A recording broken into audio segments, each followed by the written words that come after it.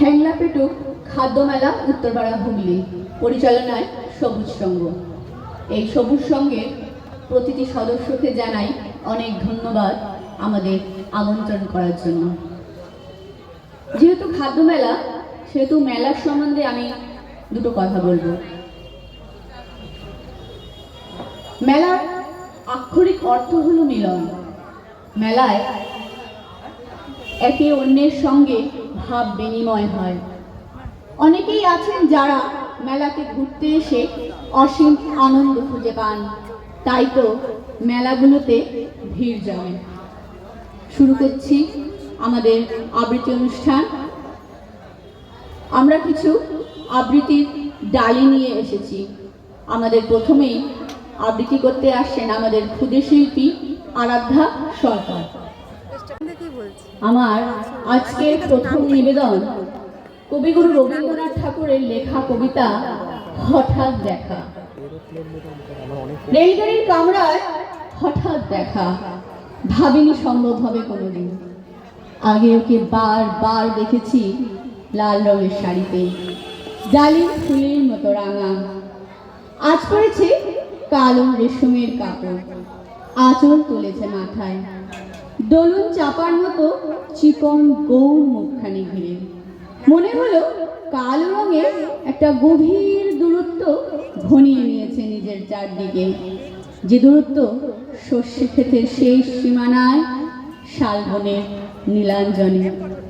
থমকে গেল আমার সমস্ত মনটা। চেনা লোককে দেখলে অচেনার গাম্ভীর্যে হঠাৎ খবরের কাগজ ফেলে দিয়ে আমাকে করলেন নমস্কার। সমাজবিধির পথ গেল খুলে, আলাপ করলেন শুরু। কেমন আছো, কেমন চলছে সংসার ইত্যাদি। সে রইল জানলার বাইরের দিকে চেয়ে, যেন কাছের দিনে ছোঁয়াচ পার হওয়া চাহনিতে। দিলে অত্যন্ত ছোট দুটো একটা জবাব, কোনো টাকা দিলেই না। বুঝিয়ে দিলে হাতের অস্থিরতায় কেন এসব কথা, এর চেয়ে অনেক ভালো চুপ করে থাকা। আমি ছিলাম অন্য বেঞ্চেতে ওর সাথীদের সঙ্গে। এক সময় আঙুল নেড়ে জানালে কাছে আসতে, মনে হলো কম সাহস নয়। বসলুম ওর এক বেঞ্চে।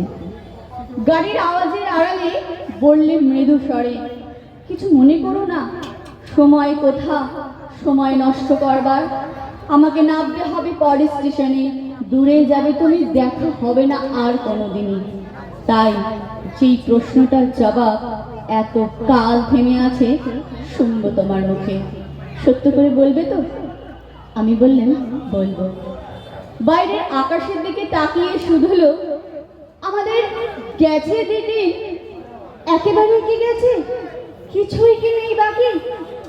একটু রইলেন চুপ করে, তারপর বললেন রাতের সব তারাই আছে দিনের আলোর গন্ধে। খটকা লাগলো, কি জানি বানিয়ে বললেন নাকি। ও বললেন থা, এখন যাও ওদিকে। সবাই নেমে গেল পরের স্টেশনে, আমি চললেন একা। ধন্যবাদ। আজ ভ্যালেন্টাইন ডের ব্যাপারে আমার কিছু বলার নেই, বলবো ছোটদের মনের কথা। তারা সরস্বতী ঠাকুরকে কি প্রার্থনা করবে বা কি চাইবে তার কাছে। আমরা ছোটবেলায় ঠিক যেমনটা চাইতাম, শোনাবো কবির ভাষা। কবি দেবব্রত দত্তের লেখা কবিতা সরস্বতী বিদ্যা দেবী। সরস্বতী বিদ্যা দেবী, আমরা দুভাই বোনে সারা বছর পড়ছে কত, আছে কি ছাই মনে। বই দেখো তো চতুর্দিকে, ওরে বাপরে বাপ, এসব ছাড়াও সেলফি আছে, অনেক পড়ার চাপ। পাহাড় প্রমাণ আমরা পড়ি, নদীর প্রমাণ লিখি। তুমি বলো এই মাথাতে আর ঢোকাবো কি কি।